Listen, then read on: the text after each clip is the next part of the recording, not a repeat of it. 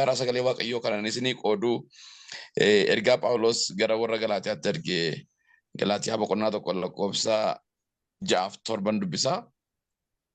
Wangeela biraan dhagayin mata dureedhuun isinitti dubbaddaara. Akkasidha. Galaatiyaa boqonnaa tokko lakkoofsa 6-7. Wangeelli kan biraan illee hin jiru, garuu namoonni isin wallaalchisanii wangeela Kiristoos galagalchuudhaaf barbaadan tokko jiru. Dandeebee dubbisaa. Galaatiyaa tokko 6-7. Isa karaa ayyaana Kiristoos isin waamirraa galagaltanii akkas ariifattanii gara wangeela kan biraatti goruu keessan nan dinqifadha. Wangeelli kan biraan illee hin jiru, garuu namoonni isin wallaalchisanii wangeela Kiristoos galagalchuudhaaf barbaadan tokko jiru jedha. Wangeela kan biraan dhagayinii kan jedhuun dubbadha. Kutaamti kun mata dureen isaa barsiisa wangeelaa akka walii wallaalle of eeggachiisuu isaadha. Phaawulostu warra Galaatiyaa of eeggachiise.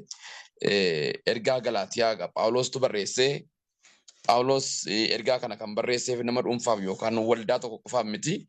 Akka amma biyya kana keessatti abete kiristiyaanii kan jennu waldoota baay'eedhaaf barreessee maqaa nama dhuunfaatiin ibsamee kan barreeffame miti. Akka ergaa Tiitoo, Timootewos jedhamee kan barreeffame miti. Waldooliidhaaf kan barreeffamedha. Kaayyoonni barreeffameef immoo apologetiksiidhaaf wangeela sobaa Phaawulos lallabe alatti isaan gidduu dhufeef deebii kennuudhaaf. Sababiin isaa Phaawulos waldaan Galaatiyaa kun waldaa warra ormaati, waldaa warra Jiwishii miti, waldaa warra Yihuudootaa miti. Namoonni gooftaa hin qabne warri Jiwishii hin taane waldaa irratti hundeeffaman waldaa ishee jalqabaati.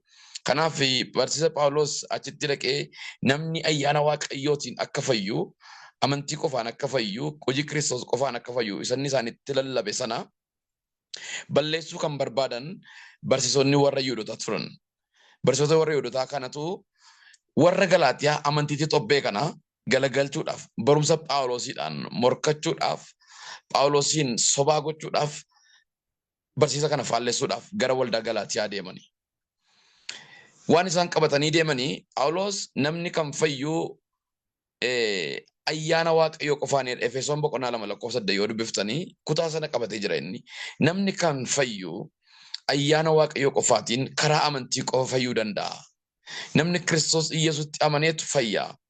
Hojii mataa isaatiin hin fayyu namni dhamaatii isaatiin hin fayyu. Wangeela ayyaana eda'u hojiidhaan namni fayyuu hin danda'u. Namni amantii qofaan fayyaa.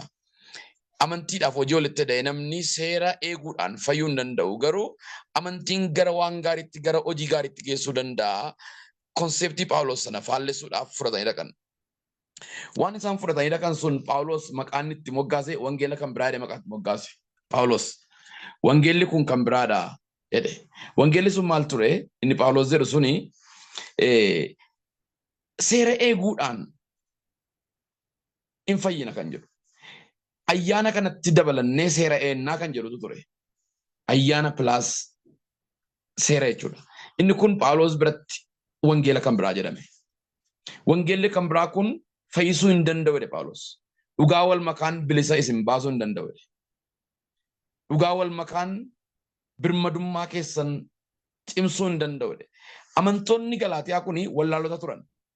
Warra baay'ee bishaatan, sagalee waaqayyoo irratti warra hundee gadi fageeffatan, warra mature ta'an hin turre. Amantoota reefuu konverti ta'u, reefuu gara gooftaa dhufanii waldaan kiristiyaanaa dhaabamee fi reefuu jajjabaachaa jiru. Guutummaa sana kee kan jiraatan naannoo sana, Eeshiyaa kana kee kan jiraatan naannoo sana kan jiran waldaa haaraa turanii, new plantarii turanii. So waldaa kana jallisuudhaaf namoonni gara sana deeman. Kaayyoo guddaan Phaawulos warra Yihuudootaa keessaa waan dhufeef barumsa haaraa inni barsiisu barumsa du'aa ka'uutiin morkachuudhaaf resurrection inni wayii resurrection barreessu barumsi kun gurra keenyaaf haaraadha. Waan keessummaa haasaa namni kun dubbii keessummaa haasaa. Kanaaf namicha kana dhaga'inaa jedhanii hojii isaatti bishaan jalaa naquudhaaf, hojii isaa jalaa balleessuudhaaf, maqaatti gochuudhaaf ergamaa iyyuu hin taatu ittiin jedhanii yeroo Qorontosiin immoo laaltan dubbii hamaa irratti ka'a namicha kana irratti. Galaatiyaatti immoo guutummaatti hojii isaa balleessuudhaaf gara sana dhaqan. Inni garuu akkas jedhe. Namni tokko ergamoota waaqayyoo illee yoo ta'e ergaa waaqayyoo karaa Kiristoos hojjete kana jijjiiruudhaaf mirga hin qabu. Namni jijjiiruudhaaf yaadu yoo jiraate garuu fuula waaqayyootti abaaramaa dha. Ergamoota illee yoo ta'an waan nuyi isinitti lallabne waan nuyi isinitti himne ala dhugaa dubbii wangeelaa waa'ee hojii Kiristoos kana ala namni waa isinitti himu yoo jiraate namni ergaa isinii fidu yoo jiraate alaas keessaas fuula waaqayyootti abaaramaa dha.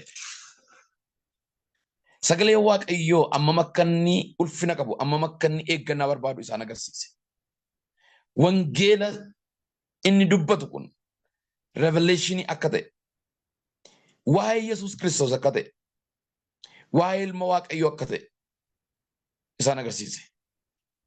Wangeela kan biraatti hiikkadhaatti jedhe. Wangeela kan biraarraa hiikamuu isinirra jiraata jedhe. Maaliif namni waan itti dadhabe garaa isa nyaata. Namni waan itti dadhabe akka namni balleessu eeyyamu hin jiru. Anas yoo ta'e isinis yoo ta'e waan waaqayyoof jennee waaqayyoo irraa nutti kennee itti dadhabe kana akka namni balleessu hin barbaannu jechuudha. Mul'ata waaqayyoo nuu kenne akka namni balleessu hin barbaannu. Waldaa kanatti baay'ee dadhabe akka nama tokkotti Phaawulos waaqayyoo karaa isaa goreetu gaafuma isa jijjiiru warra saba waaqayyoo hin ta'initti akka inni wangeela godhee Kiristoosin lallabuuf waaqayyoon na dibeedha. Kiristoosumatu wangeela jechuudha. Ilma isaa kan akka wangeela godhee lallabu oduun dubbiin kun immoo waan iccitiidha. Waan bara durdurii mul'atin tureedha. Isa mul'isanii. Isin ayyaana waaqayyootiin hiikamtan jedhe. Warri wanti jara kana aarse maali seetan? Warri seera hin qabnee fi warra seera qabutu wal qixxee ta'e. Pozishinii tokkotti, peejii tokkotti, teebilii tokkorra dhufan. Kanaaf warri seera qaban kuni akkamittiin warri seera hin qabne kun teebilii tokkotti nu wajjin dhufu. Akkamittiin nu wajjiniitiin sadarkaa tokkorra dhufuu danda'anii. Kun ta'uu hin danda'u kan jedhu hinaaffahamaarraan kan ka'e gara dubbii mana waaqayyoo diiguutti saba waaqayyoo galagalchuutti galagalan. Jechi kun baay'ee nama nan dinqifadhaa jedhe Phaawulos. Nan dinqifadhaa. Wayii warra dhaga'anis wayii warra dhageessisanis nama dhibaa akka malee. An baay'een dinqifadhaa. Warri sagalee kana dhageessanis warri dhaga'anis wayii keessan na dinqa lakkoofsa yaa dubbiftan na dinqaa jedhe. Akka sariifattanii dubbachuu keessan akka sariifattanii dhaga'uun keessan wayii malachuu keessaniitu na ajaa'iba. He was amazing person. Nama addaati namichi. Na dinqanaan na dinqisiiftu akkam akkas ariifattu jedhe. Waan nuyi isinitti himnerraa waan nuyi isin barsiifnerraa waan ani isinitti dadhabe isin itti himerraa akkas ariifattanii nama kan biraatti haasa'uu keessaniif nama kan biraan isin sossobuu isaa na dinqaa. Lakkoofsa 7 irratti immoo wangeelli bilaallee hin jiru jedhe. Garuu immoo namoonni tokko wangeela Kiristoosiin galagalchuu barbaadu jedhe.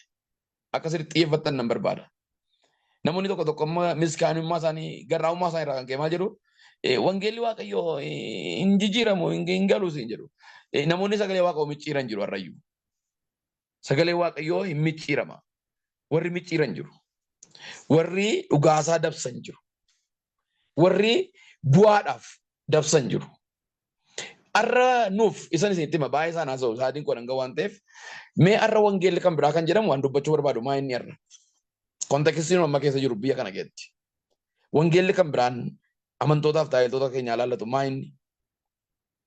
Wangeelli kan biraan kontekstii Phaawulos farraa adda kan ta'e nu arra qabnu jira. Wangeelli kan biraa kun maa inni arra. Wangeelli kan biraan arra kontekstiidhaan biyya keenya jiru kun egaa maali?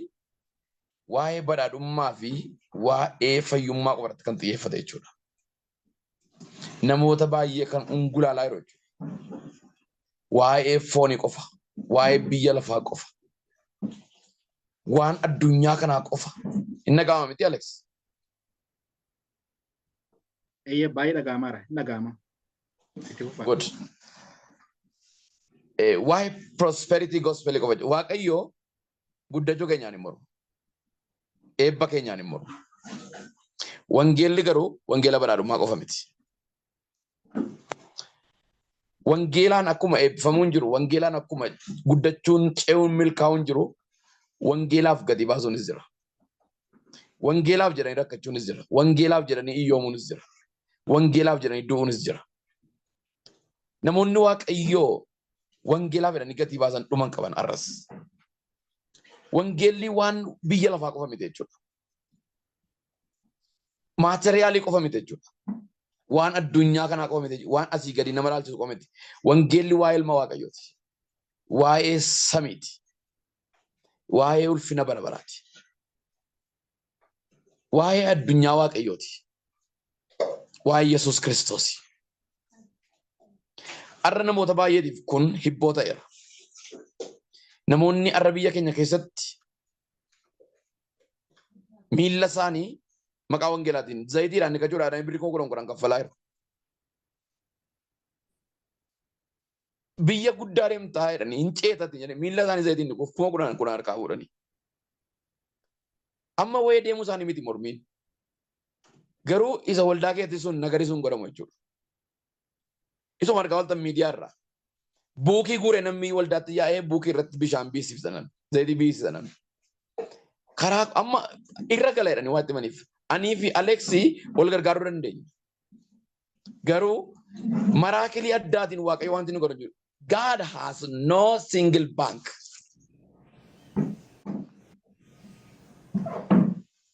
Biyya waaqarra kun hin jiru. Kanarra waa hedduu jira jechuudha. Biyya kanaan kan taphachaa jiru jechuudha. Wangeelli kan biraan kun dhaloota kana burjaajesseera. Inni lammaffaanii wangeelli kan biraan amma biyya kanaan taphatu cubbuun rakkina hin qabu waan jedhamu lallabama jiru. Nuyi takkaa fayyineerraa. Waan fedhe yoo goone akka fedhe yoo ta'an sababa kamiiniyyuu mootummaa waaqayyaa bahuu hin dandeenyu. Waaqayyo hattuu fi laaqxuun qabu. Daasterii fi wanni baateen taa'u.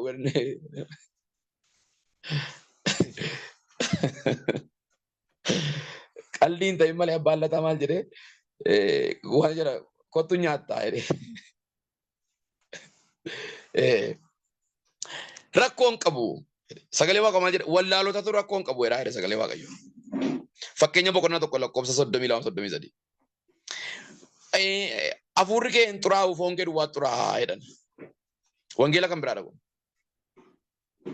Phaawulos immoo maal jedhe waan hafuura keessaniif foon keessan xureessu irraa of eeggadhaa jedhe. Foonni sin xuraa'a ijoollee hafuurri sin xuraa'a.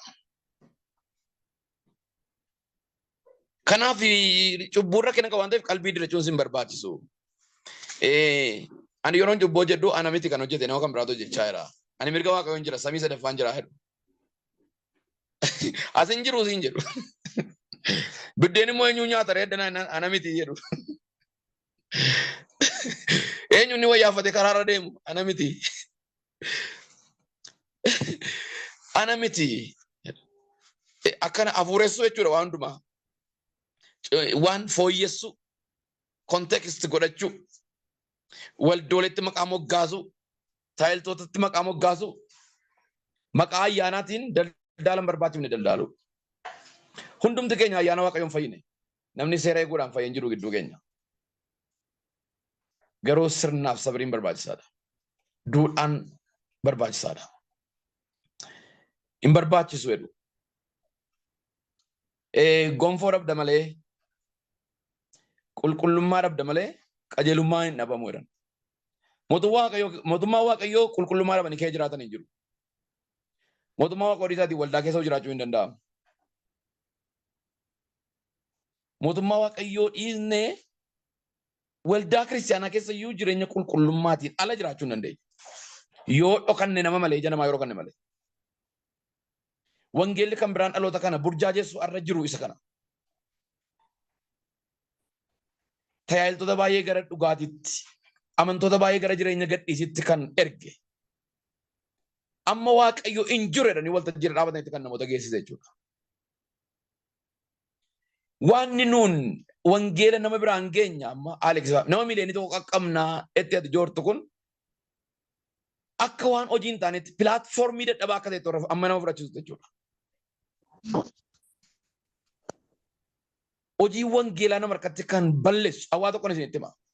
Nama amanaa ta'uu keessan isin harkatti kasarsiisu.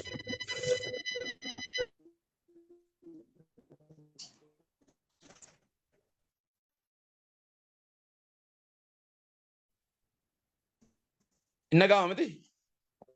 Itti fufa. nama amanaa ta'uu keessan isin hirkatti kasasiisu jireenya qulqullummaa isin hirkatti aqwaashashu irraa barakadhaa. Nama qubna garas mana waaqayyoof qabdan qubna garas wangeelaaf qabdan isin hirkatti xiqqeessu irraa barakadhaa. Lallaba qulqullummaa nama hirkatti xinneessu irraa barakadhaa. Waa'ee cubbuu haasa'uun hin barbaachisu. Yeroon kun isin jedhu. Laphee dhiibanii deemu. Laphee utuma cubbuu hojjetanii laphee dhiibanii deemuun iyyuu cubbuudha. Wangeelli kan biraan akka hin dhagaamne akka nama wangeela waaqayyoo lallabuutti dhaloota kanatti barbaadu tokko kana. Wangeela kan biraa. Kun hafuura kan biraa qaba jechuudha. Macaafa qulqulluu kee jira kun wangeela kan biraa. Phaawulos warra Qorontos yeroo barreessu maal jedha? Iyesuus isa kan biraa warra isinitti lallaban hin dhaga'inaadha.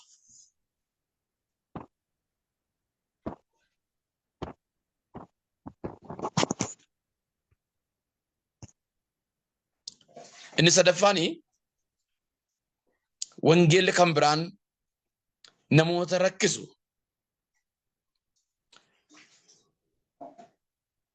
Duudhaa amantaatti rakkachuudha. Alex nagama. Eeyyeen nagama, hin nagama. Gaarii nagama. Duudhaa amantaatti rakkachuu. Amanneerra moo jedhanii. Nuni ayyaanaan fayyine jecha. Waa biratti baadha dhossanii waa biratti baadhachuu. Kunis jira amma. Dhossanii waa jalaan godhachuu. Fiillafitii baasanii akka hojiin jenne dhossanii jala kaatu kootee jala dhossanii deemu waa. Yooti waya ayyaanaa kaaftu cubboo jechuu barbaadaa sin jedhu isaan immoo. Akkuma achumatti itti famisin jechuu barbaadu. Nuni wangeela dhugaadhaan fayyineerra. Inni akka nuun lammaffaa Kiristoos irraa hin cinnetti nu jijjiireera. Dhaloonni kun isatti jabaachuu qaba. Dhaloonni kun wangeela dhugaatti jabaachuu qaba. Waa'ee ayyaana waaqayyootti jabaachuu qaba. Phexros ergaa isaa lammaffaa boqonnaa 3 lakkoofsa 18 irratti ayyaana waaqayyootti guddadhaa jedha. Itti guddatama. Iyesuus isaa fooniin dhalate sanatti guddachuu qabna. Iyesuus isaa waaqa guutuu ta'e nama guutuu ta'e sanatti guddachuu qabna.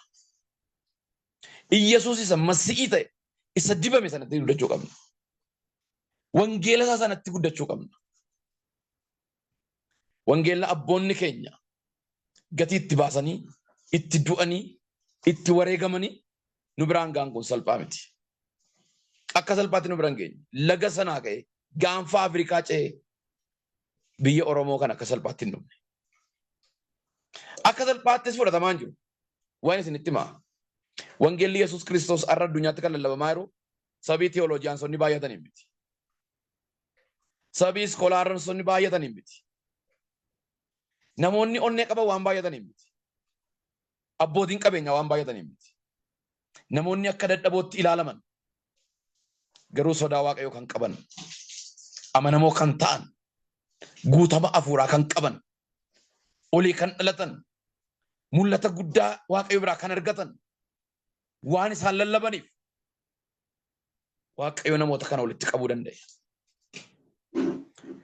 Warra qulqullummaadhaan sodaarra ejjatan, warra amanamummaadhaan lubbuu isaanii laatan, warra iyyuman sodaanne, warra dhukkuban sodaanne, warra rakkinan sodaanne, warra ulfinni waa tokko isaanii hin dogoggorsine, warra qabeenya isaanii hin dogoggorsine, warra haalli isaanii hin dogoggorsine, isaanii waan lallabameef namni amma kana baay'atu har'a nuyyuu bu'aa isaaniiti. Phaawulos Roomee boqonnaa 1 irratti akka jedha ani wangeelatti yelloo inni humna waaqayyooti jedha. Inni dhaadannoo duwwaa miti. It is a kind of life matter. Not only the part of slogan. Partii dhaadannoo qofa miti. Ani wangeelatti yelloo inni humna waaqayyooti. Yeroo inni kana dubbatu namni wangeelatti yella'eetu du'a oolaa ba'e. Inni garuu yelloo du'a lubbuusa magaalaa Roomaatti Nero is equivalent to Jesus. Akka Yesuus itti waaqeffama. Kanaaf namni Neeroo bukkeetti waa dubbate hin du'a. Lallabi Phaawulos wangeela keetti lallabe garuu maal godhe? Neeroon waaqeffamuu hin danda'udha. Yesuus qofatu gooftaadha. Bara namni wangeelatti yella'ee booda deebi'u maal jedhe qofaata? Ani yella'u. Jireenya ho'aa kee dhufe beeka Phaawulos. Pozishinii ho'aa irra dhufe. CIAdha. Mootummaadha. Hiriyoota ho'aa kee dhufe. Warra suufii ho'aa uffatan kee. Mana mootummaatti iddoo ho'aa jiraatan kee dhufe. Nama akkasiitu agabuu rakkata. Nama akkasiitu obboloota dhugaadhaaf sobaan leellifama. Itti nama akkasiitu itti doorsifama. Itti gayifama. Pozishinii inni irraa dhufe sun waan itti qofamu miti. Namoonni tokko tokko warra nutti qoosu maal jedhanii? Ani koo eesiin jedhu. Ani koo hojii dhabeen dhufe sitti fakkaatee siin jiru hojii wangeelaa yeroo hojjetan. Hojii dhabeen dhufe sitti fakkaatee siin jiru. Innaa maal labdee dhufte? Namoonni tokko tokko beekaa nutti qoosu. Waaqayyoo nama carraa kenneetu wangeela lallaba. በጣም እድለኛ ነው። በጣም እድለኛ ሰው ነው። nama carraa argatetu tajaajilaata. Amantoota ta'uun salphaa miti. Sagalee Waaqayyoo maal jedha? Isin qomoo foomoodha. Isin duutanii turtan. Isin warra badee turtan. Karaarraa warra maqee turtan. Amma garuu warra karaarra jirtanidha. So nama Waaqayyoo ilaale jechuudha. Phaawulos kana sirriitti analyze godhee gadi fageessee beeka ture. Ani kanaaf itti yelloo wangeelatti jedhe obbolee wangeelatti yellayina. Barri kun bara dhaloonni wangeelatti yellaa jirudha. Bara namni waldaa kiristiyaanaa dhaquu jibbaa jirudha. Bara namni lallaba dhaga'uu jibbaa jirudha. Bara namni raajota dhaga'uu jibbaa jirudha. Bara namni tajaajiltoota barsiisota wangeelaa akka keenyaa dhaga'uu hin barbaannedha. Bara akkasiiti barri kun. Bara namni wangeela dhaga'uu hin barbaannedha. Bara namni lallabaa dhaga'uu hin barbaanne, barsiisa dhaga'uu hin barbaanne, jaarsa waldaa dhaga'uu hin barbaanne, paasterii dhaga'uu hin barbaanne, luboota dhaga'uu hin barbaanne, namoota afurii qulqulluun irra bule dhaga'uu hin barbaannedha. Tiyyallayin Waaqayyo karaa kee nama tokko oolfata.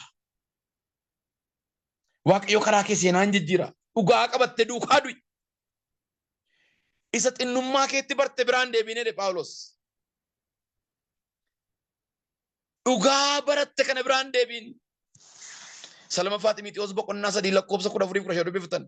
Xinnummaa keetti beektamte eenyu faarraa akka dubbattiin qinee qabdi beeka. Qinee qabdi. Waan barte beektamni ati mucummaa keetti jedhe eenyu faarraa akka barte beektamti jedhe abbaan arge sin barsiifne jechuudha.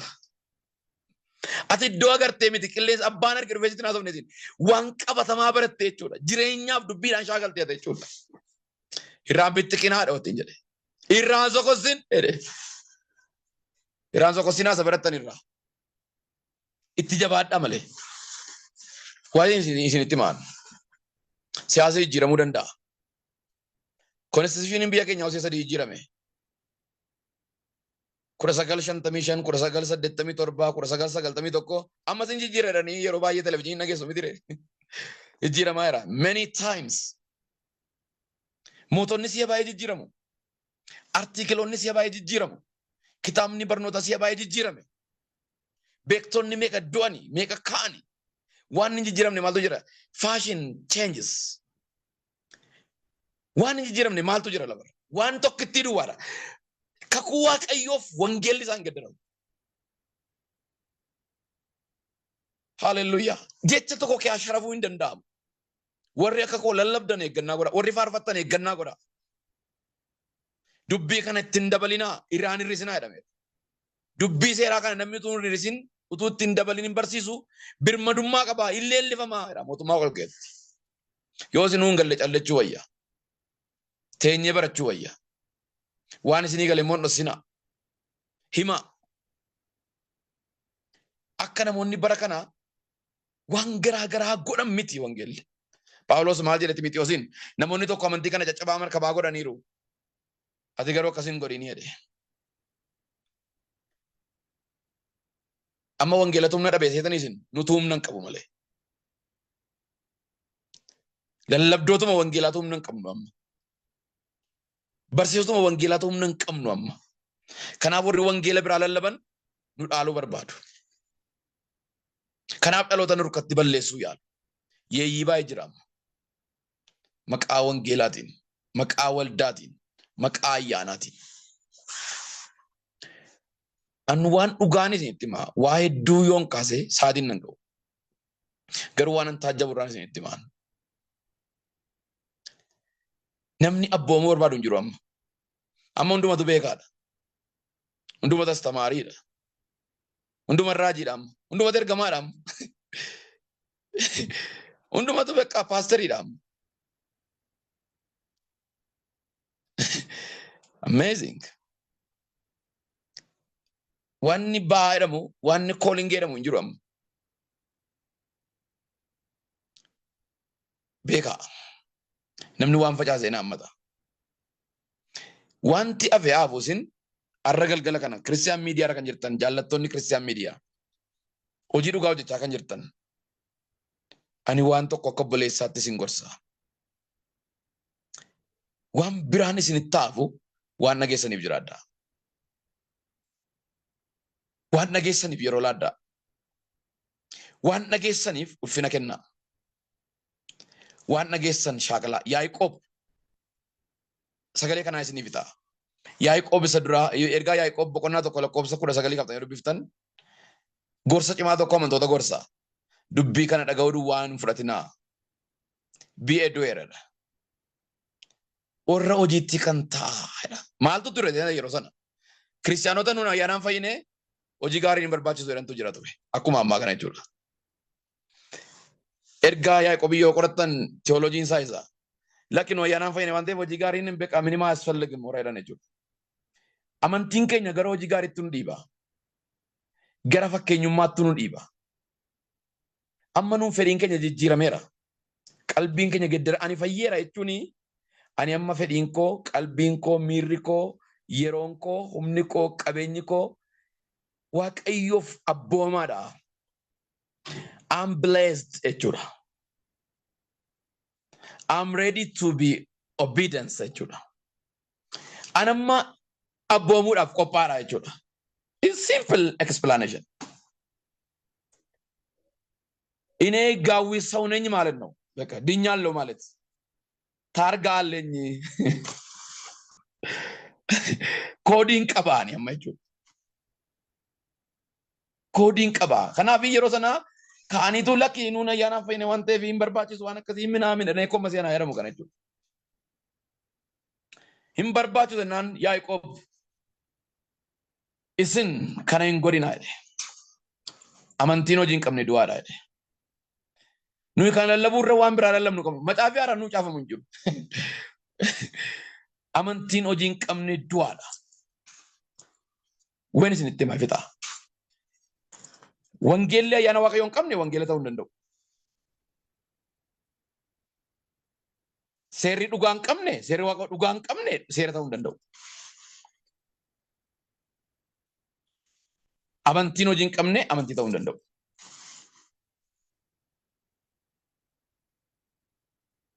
ዋን እንጅረታ ጅሩ ዋን ብራ ፍልስፍና ብራታ ማለ ኢሰኑን ቤኑ ተው እንደው ትጋታው ማፍረዳ ትጋታው ማፍረዳ ዮሴኔ ቢፈምና ዮሴ በታና ደሎታ ከናፍ ዋንድ ጉዳኑ ነመተጭሙ ጆል ፈከኘ ነማ ተውዳ አከኮ ከነ ነሚ የሮ ነማፌረሞ በርሲዞን እንጭሙ አሌክሲኮ ፈከኘ ነማ ተውን እንጭማ አነማቲና አፌርቴ መናኑ በርሲዘ ያማ ገሩ ነማ ፈከኘ ተየተዙና አፌርቴ ማለት ጭማ አዱኛ ከነረ ዋንተ ጅሙ the best the difficult one make yourself as a model for others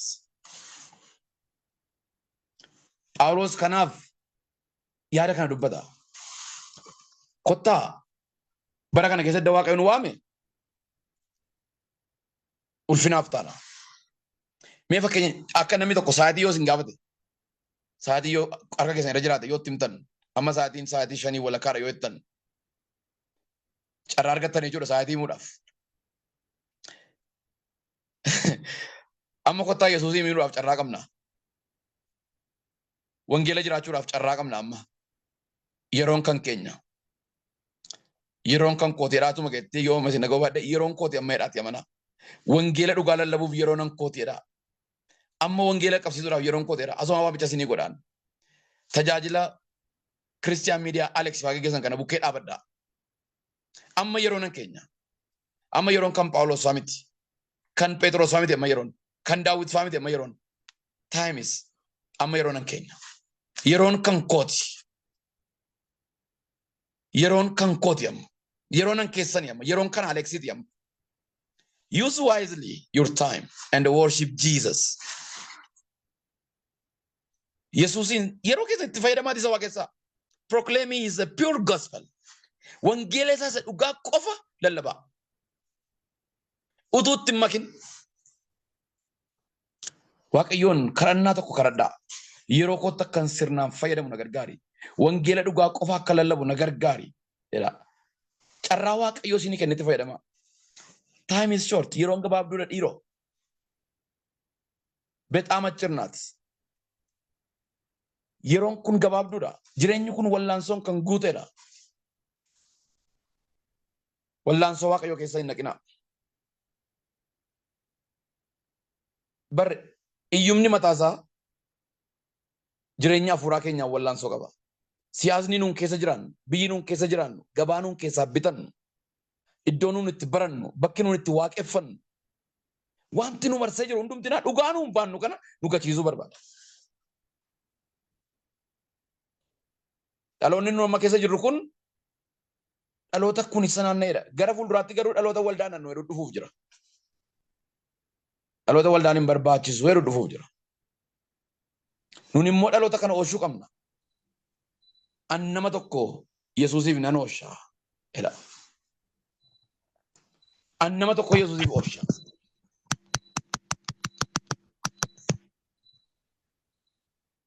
Nama tokkoon Yesuusiif nan oolcha.